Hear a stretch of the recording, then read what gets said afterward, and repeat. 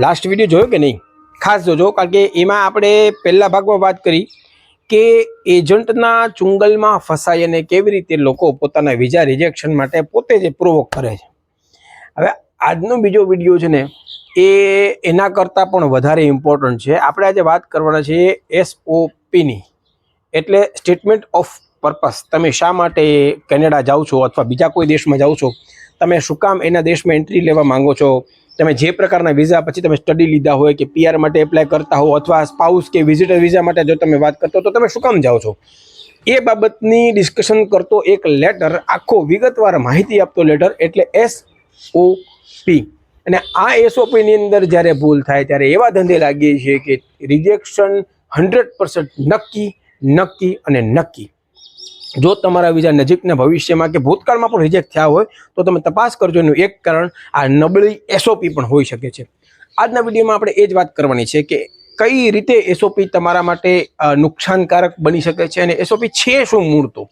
તો હું દિવ્યમ અંતાણી આજના વિડીયોમાં આપણે વિઝા રિજેક્શન માટે જે કારણ છે SOPનું એના માટે આપણે વાત કરીશું. આપણે કોઈને આપણા ઘરમાં એન્ટર થતાં પહેલાં 5 પ્રશ્નો પૂછીએ છીએ. કોઈ અજાણી વ્યક્તિ હોય તો કે ભાઈ તું શા માટે આવસ, તારું કારણ શું છે, ક્યાંથી આવસ, તું આવસ તો તારું કેરેક્ટર શું છે, મારા ઘરમાં આવીને તું કોઈ તોફાન તો નહીં કરે ને મારા ઘરનું વાતાવરણ નહીં બગડે ને. આવા સામાન્ય પ્રશ્નો આપણે પૂછીએ છીએ. દરેક કન્ટ્રીમાં પણ આ સિસ્ટમ છે. કોઈ પણ કન્ટ્રી અધર કન્ટ્રીના વ્યક્તિને જ્યારે વિઝા આપવાની વાત કરે છે ત્યારે આવા પ્રશ્નો તો 100% પૂછે જ છે, જેથી કરીને એની કન્ટ્રીની, એના દેશની પ્રભુતા કે અખંડિતતા કે એની સુરક્ષા જોખમાય નહીં. અને આ સ્વાભાવિક વસ્તુ છે, એ થાય જ. એ વસ્તુ જ્યારે કેનેડા જેવા કન્ટ્રીમાં ફેસ ટુ ફેસ ઇન્ટરવ્યૂની સિસ્ટમ નથી, ત્યારે હવે એ દેશની અંદર એક નવી સિસ્ટમ છે જે ઘણા વર્ષોથી ચાલે છે, પણ બહુ ઇમ્પોર્ટન્ટ સિસ્ટમ છે. એને કહેવાય છે SOP, સ્ટેટમેન્ટ ઓફ પર્પસ. જેમ આપણે વિડીયોની શરૂઆતમાં વાત કરી, તમે શા માટે કેનેડામાં એન્ટર થાઓ છો, તમે કેનેડામાં એન્ટર થઈને કેનેડાને કઈ રીતે બેનિફિટ આપશો, તમારો પોતાનો કયો બેનિફિટ છે, તમારું બેકગ્રાઉન્ડ શું છે, ફેમિલી બેકગ્રાઉન્ડ શું છે, તમારા માતા પિતા ભાઈ બહેન શું કરે છે, એમાંથી કોઈ કેનેડા છે કે નહીં, તમે કોઈ વિદેશ ટૂર ભૂતકાળમાં કરી છે કે નહીં, તમારી ઉપર કોઈ ઇમિગ્રેશનના ઇમ્પોઝમેન્ટ લાગેલા છે કે નહીં, તમારી પાસે ફંડ્સ બરાબર છે કે નહીં, ભારતની અંદર તમે શું નોકરી કરતા હતા, તમે ત્યાં શું નોકરી કરવાના છો, કઈ રીતે પૈસા કમાશો, કઈ રીતે, આ બધું સ્ટેટમેન્ટ જે છે બધી વિગતો SOPની અંદર આવે છે. SOP એટલે એક રીતે સમજો ને કે તમારું રિટર્ન ઇન્ટરવ્યૂ થયો, પેપર તમે લખો છો ત્યાંની એન્ટ્રી માટેનું, એન્ટ્રન્સ એક્ઝામ છે જે તે દેશની. હવે એ એન્ટ્રન્સ એક્ઝામની અંદર જો લોચા વાગે તો સ્વાભાવિક છે કે સામેવાળાની ચોટલી ખીટો થવાની જ છે ને એ તમને ના જ પાડશે કે મારા દેશની અંદર તારે આવવાની જરૂર નથી, કારણ કે તું જસ્ટિફાય નથી કરી શકો કે નથી કરી શકી કે મારે શું કામ તમારા દેશની અંદર એન્ટ્રી લેવી છે. આ મુદ્દો એટલો બધો સેન્સિટિવ છે કે એને કારણે ઘણી વખત વિઝાને રિજેક્શન આવે છે અને નેક્સ્ટ વાર તમે જ્યારે એપ્લાય કરો ત્યારે પણ એ વિઝાની અંદર આ જૂની SOPની અસર ક્યારેક દેખાય છે.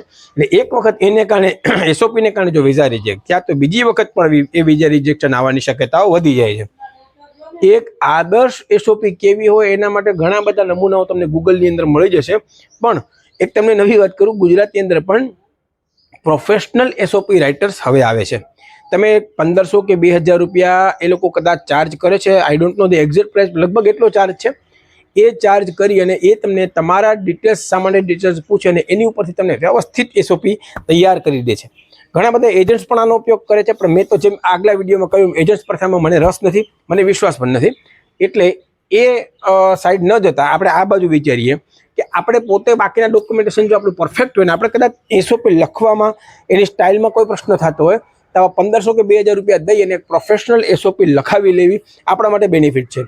માત્ર 1500 કે 2000 રૂપિયા બચાવવામાં કે મને નથી આવડતું એવી લઘુત્તર ગ્રંથિમાં પીડાવા કરતાં આટલી મહેનત કર્યા પછી જો માત્ર એક સામાન્ય કાગળિયાને કારણે વિઝા રિજેક્શન આવતું હોય તો એ પ્રશ્ન ખરેખર પોતાની બુદ્ધિથી વિચારવા જેવો છે કે આ એક નરી મૂર્ખતા છે.